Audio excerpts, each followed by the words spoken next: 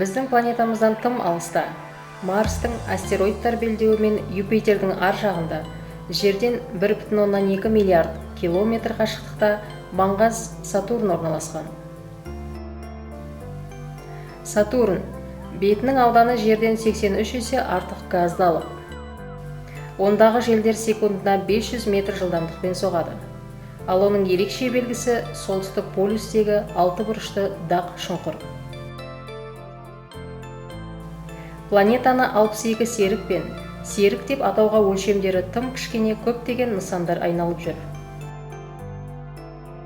Осы жүздеген серіктердің арасында адам қолынан шыққан ең күрделі әрі үлкен автоматты планетаралық станциялардың бірі бар.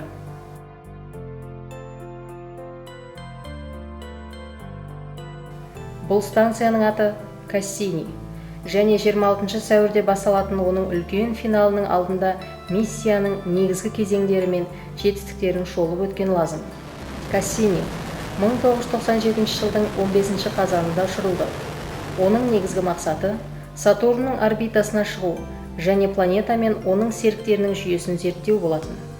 Кассини тіке жолмен емес, шолпанның қасында 2 гравитациялық маневр, жер маңында 1 рет және Юпитердің тұсында ақырғы маневр жасап, күрделі бағытпен ұшты.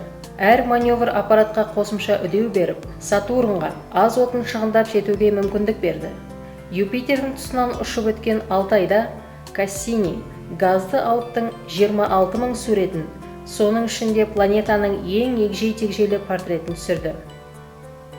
2004 жылдың 1 шілдесінде Кассини діттеген жеріне жетіп, осы күнге дейін жүзеге асқан Сатурн мен оның серіктерін ең толық зерттеу жұмысы басталды. Ол бұл планеталық жүйеге жеткен бірінші аппарат емес еді, бірақ сонда қалатын алғашқысы болды. Сондықтан аппарат теңдесі жоқ құрал-саймандармен жабдықталды. Соның бірі Гюйгенс зонды болды. Оның міндеті Сатурнның ең үлкен серігі Титанға қону болатын. 2005 жылдың 14 қаңтарында Гюйгенс оған дейінгі кез келген аппараттан алысқа, сыртқы күн жүйесіндегі нысанға қонған адам қолының тұңғыш туындысы атанды. Қазір сіздердің көріп отырғандарыңыз Гюйгенс камерасының Титан бетіне жақындап келе жатып түсірген көріністері. 74 километр биіктік шамасында рельеф көріне бастайды, және кейбір жайттер ғалымдар үшін жаңалық болды. Мысалы, бір кезде сұйық метан аққан өзендерден қалған күңгірт дренаж арналары Кассини командасы Титанда көмірсутек мұхиты болуы мүмкін деп пайымдаған. Сөйтіп, аппарат оның болжамды бетінде тұра алатын. Анықталғаны, Титанда үлкен теңіздер бар, бірақ тек полюстерде. Ғалымдардың ойынша, Гюйгенстің қонған жері кеуіп қалған көлдің түбі. Гюйгенстің бұл олжаларына қосымша Кассини осы таңғажайып серік туралы көптеген пайдалы мәлімет жинады. Ол көмірсутек кеніштерінің орнын анықтады. Олардың кейбірі зондтың қонған жеріне жақын. Титандағы ауа райының маусымды екені және оның бетінің көп бөлігі қатып қалған судан тұратыны анықталды. Кассини ғалымдарға Титанның зерттеуге тұрарлық әлем екенін түсінуге көмектесті. Титан сиретілген атмосфераға ие. Онда сұйық метан кендері бар, және сұйық су да болуы мүмкін. Алайда, Титан Сатурнның қызықты жалғыз серігі емес. Планета жүйесін аралау барысында Кассини ондағы үлкендігі 6-шы ай Энцеладты тәптіштеп зерттей алды. Энцелад ғалымдардың назарын өзінің таңғаларлық гейзерлеріне бола аударды. Олар Сатурнның Е сақинасының негізгі материалын құрады. Бұл субұрқақтар лава орнына су мен ұшқыр заттар шашатын криовулкандардан атқылайды. Кассини 100-ден аса осындай гейзерлерді анықтады.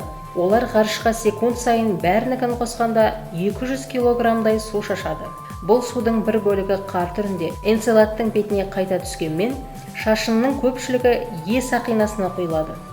Бұл гейзерлер сондай-ақ серіктің Сатурн мен басқа айларға жақындығы Энцеладтың геологиялық белсенді екенін, демек қойнауынан қызатынын көрсетеді. Ғажап нәрсе, қызу және су мұзы суды береді ғой. Су серіктің беті астындағы тереңдігі 20 шақты километр мұхитта болуы мүмкін. Бұл шешуші жаңалықтардың бірі болды. Геологиялық белсенділіктің әсерінен қызатын жер астындағы тұзды мұхиттың болуы Энцеладта тіршілікке керектінің бәрі бар деген сөз. Мысалға, жерді алсақ, су бар жердің бәрінде тіршілік те бар. Теңіз тұңғиығындағы адам айтқысыз ыстық жарықтардың өзінде бактериялар мен микробтар өмір сүреді. Егер осы шарт бүкіл ғаламға тән болса, онда Энцеладтан тіршілік тауып қалуымыз әбден мүмкін. Қазір осы мұзды серікке қайта оралып, оның мұхитын зерттеу жоспарланып жатыр. Мұндай миссия 2025 жылға қарай ұшырылуы ықтимал. Ғарыштағы 20 жылдан соң ешкім болжай алмаған деректер жинаған Кассини өз ғұмырының ақырына таяды. Бірақ ол жай ғана тыныштық таппайды. НАСАның Кассиниге жүктеген соңғы маңызды тапсырмасы бар. 2017 жылдың 26 сәуірінен бастап Кассини Сатурн мен оның сақиналарының арасымен ұшып өте бастайды. Мұндай әрекет бұрын ешқашан жасалмаған. Сатурн атмосферасына соңғы рет енгенде Кассини жанып кетеді де, газды алыптың бір бөлігіне айналады. Ол соңғы мүмкіндігі қалғанша бізге планета туралы мәлімет берумен болады. Бұл осы жылдың 15 қыркүйегінде болады.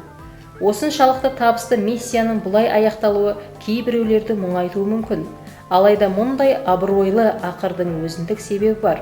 Аппараттың отыны таусылайын дегендіктен, оның Энцеладқа не Титанға құлауына жол бермеу өте маңызды. Өйткені Кассини оларға жерлік тірі организмдерді апару мүмкін.